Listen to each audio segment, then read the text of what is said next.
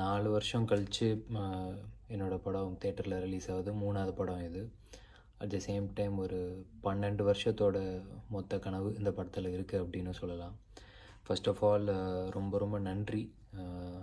இந்த ஏதோ ஒரு இப்போ இருக்கிற ஒரு நிலைமைக்கு இன்றைக்கி கூட்டிகிட்டு வந்து வரைக்கும் விட்டுருக்க எல்லாருக்குமே ரொம்ப ரொம்ப நன்றி. Thank you so much.